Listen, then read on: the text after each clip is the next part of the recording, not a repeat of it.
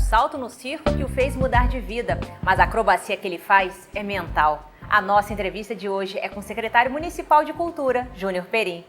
Júnior, muito obrigada por nos receber aqui. Você começou a trabalhar ainda criança para comprar um tênis. Como é que foi essa história? Comecei a trabalhar, na verdade, exercer alguma atividade produtiva com 8 anos. Catei caranguejo ali nos fundos da Baía de Guanabara. E depois, aos 11, eu fui trabalhar numa abatedora de frangos, onde desenvolvi as habilidades de um profissional, que é uma profissão que hoje se chama magarefe, que está até sumindo. Matei frango, matei porco, até 14 anos de idade. Quer dizer, era para ajudar em casa e claro, tentar satisfazer algum desejo de consumo que naquela época, pré-adolescência, também já tinha. E como começou o seu envolvimento com a política? Eu acredito muito de que o que prepara o sujeito para operar socialmente a vida é a sua condição de vida. Quer dizer, o desejo de transformar a minha condição de exclusão, de pobreza, de dificuldade econômica, foi o que me motivou a todo dia inventar uma marreta diferente para ir quebrando os muros do cotidiano de um moleque de periferia, ou seja, que é um cotidiano complexo. E aí eu fui me envolvendo em movimentos comunitários, me envolvi em movimento estudantil, cheguei à militância de uma organização de juventude política, depois me decepcionei com esse universo, acabei caminhando um pouco para o universo da cultura, até que cheguei ao samba, e do samba acabei inventando uma ação cultural, uma ação sociocultural dentro de uma escola de samba, e que acabou me levando para o circo. Como o Brizola entrou na sua vida e qual a influência dele? Eu lembro que na Câmara Municipal tinha umas baianas que vendiam uns quitutes ali. E tinha um bolinho que todo final do mês eu recebia o meu salário, eu ia lá comprar um bolinho de queijo com os camarões dentro, vinha num espeto. Eu sentava ali, tomava uma limonada e sentava naquela escadaria da Câmara Municipal e ficava olhando aquele monte de barraquinha que tinha ali no final dos anos 80. Tinha a barraca da OJL, do PDT, do PT, do PCdoB, do PCB. Tinha a barraca da Brizolândia, que era uma barraca vermelha. Ninguém nunca me entregou um panfleto, a não ser o povo da Brizolândia. Eu me identifiquei muito com as propostas que tinham naquele panfleto. Eu tinha 16 anos. Isso me motivou a tirar meu título de eleitor com 16 anos, o voto ainda não era obrigatório. Meu primeiro voto foi no Brizola, e a partir daí comecei a acompanhar a trajetória dele. Cheguei a militar na Juventude Socialista, depois me desliguei da militância partidária, foi algo que não...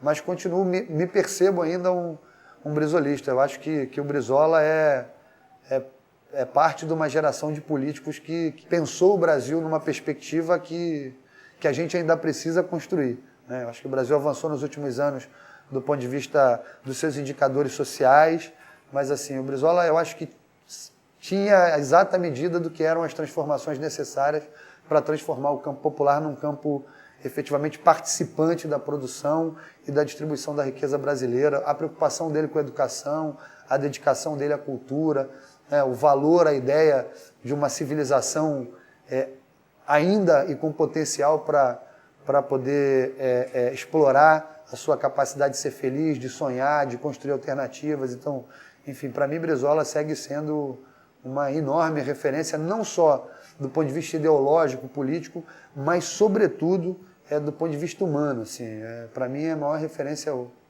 quer dizer, da história brasileira. Você falou que se decepcionou com a política. Foi quando você trabalhou na administração pública?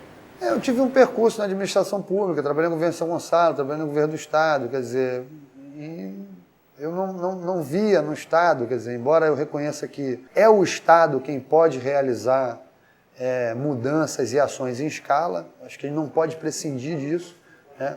Mas assim, eu achei que eu não tinha mais energia para continuar ali. Eu achava que eu poderia dar uma contribuição, pegar o repertório da minha própria existência e colocar à disposição da construção de uma experiência na sociedade civil organizada, sem negar a importância de um permanente diálogo com o Estado. Eu não sou um sujeito anti-Estado, ao contrário, como um ator social, sempre defendi e continuo defendendo que a gente deva incidir nas políticas públicas, que a gente deva se aproximar da institucionalidade, independentemente do espaço-tempo de um governo, da orientação política desse governo. Você pode não participar porque não tem nenhum alinhamento ideológico ou político com aquela estrutura, mas o seu dever como agente da sociedade é dialogar com a administração pública instituída, mesmo que você não tenha escolhido ela, não seja da sua predileção ideológica, porque o poder público tem que fazer a tarefa de ouvir e construir a sua ação a partir da escuta da sociedade. Então, se negar a discutir com o Estado, se negar a discutir com as estruturas públicas, foi algo que eu sempre defendi, né? E é algo que eu acho que um pouco falta a parte dessa nova geração de realizadores e agentes sociais. Quer dizer, a relação com o Estado não pode ser ideologizada, né? O Estado é dimensão pública, o Estado somos nós todos, quer dizer, é representação dos diferentes estratos da sociedade, dos diferentes interesses, e é o campo de mediação desses interesses. E a cultura, como entrou na sua vida? Entra nessa minha ação de realizador de arte e cultura, né? Fui dirigente de uma escola de samba, nela eu criei uma experiência sociocultural, acabei criando um circo, que se tornou um dos empreendimentos circenses de maior reputação no Brasil, a partir do qual eu também passei a disputar um conjunto de políticas na cidade do Rio de Janeiro, e a cultura, a Secretaria de Cultura entra na minha vida, eu acho que ali, no final do primeiro mandato do prefeito Eduardo Paes, eu estreito um pouco mais a relação com a Prefeitura do Rio, né? Ali eu tive uma ação de incidência na mudança da lei do ISS, que é a lei do fomento. O prefeito foi, naquela época, muito generoso, teve muita escuta, né? Embora a gente tinha uma perspectiva diferente do que fazer com a lei, mas ele acabou se convencendo que era importante acolher uma proposta que estava sendo construída por um conjunto de realizadores de cultura que utilizavam esse mecanismo, né? E ele resolveu apostar na ideia que a gente estava dando, que também a gente não sabia se ia, na prática, funcionar. Acabou funcionando e virando um super mecanismo. Eu não sou um carioca de nascimento, eu sou um carioca de adoção. Essa cidade me deu muito e a função de servidor público é servir ao interesse público. Então, eu acho que, pelo menos nesses 6 meses que me cabe, né, para qual eu fui convidado a estar na secretaria, eu quero devolver à cidade tudo aquilo que ela me ofertou, e não estou falando aqui só de trabalhar com o setor, estou secretário de Cultura da cidade do Rio de Janeiro, mas sou um cara que fez mobilidade social, então eu sei como é que é sair de Anchieta e ir até Paquetá, passar pelo Leblon, passar por Ipanema, dialogar com a Zona Sul, com diferentes estratos. Durante 15 anos você foi do Círculo Social Crescer e Viver. Você acha que nesse período o poder público abriu as portas para as ONGs ou foram elas que arrombaram as portas? Na verdade, a sociedade ainda é muito criminalizada pelo Estado, não pelos governos. Quer dizer, o Estado brasileiro, na minha avaliação, a gestão pública, não está preparada para lidar com a sociedade. A gente ainda acha que é público tudo aquilo que é estatal. Ou seja, a gente não construiu um ambiente institucional e jurídico do Estado brasileiro para reconhecer que aquilo que também é feito pela sociedade tem dimensão pública. A gente tem que parar com essa ideia de que só é público aquilo que a Prefeitura faz, o que o governo do Estado faz, o que o governo federal faz. Quer dizer, as ONGs já haviam inaugurado, desde muito tempo, o que hoje chamam de parceria público-privada. Você imagina, a Prefeitura não poderia ter uma escola de circo, seria um pouco louco isso. Eu acho a cultura, sobretudo, é um conteúdo produzido pela sociedade, ou seja, pela inteligência inventiva da sociedade.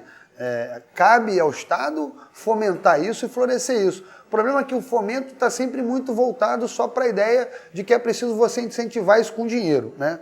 E aí a transferência de recurso público para a sociedade é um negócio aqui enlouquecedor. Quer dizer, o custo de procedimentos que você tem na cultura para fazer chegar o recurso na ponta é enorme. Eu acho que é um desperdício. Quer dizer, isso é um pouco uma certa criminalização de que todo mundo na sociedade que opera recurso público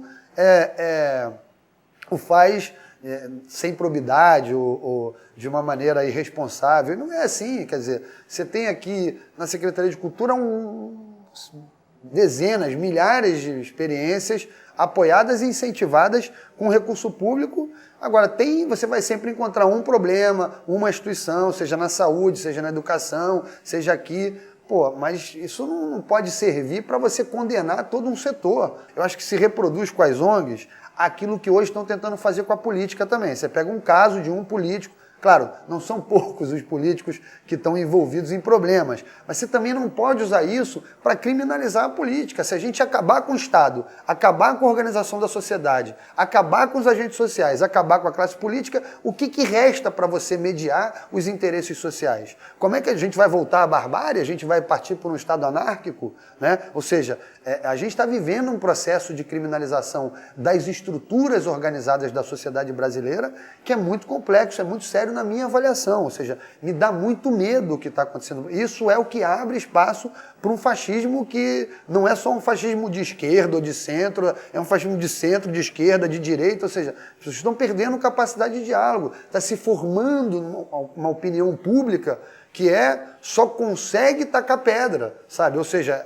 tem uma certa disputa de quem atira a pedra. Essa é a disputa hegemônica na sociedade brasileira. E não de quem, sabe, cava o morro, gera o túnel, passa para frente, faz a sociedade avançar. Quer dizer, tem uma sociedade muito de manifestos e de poucos projetos. Você acha que todos os projetos patrocinados pelo poder público, eles devem ter contrapartida social?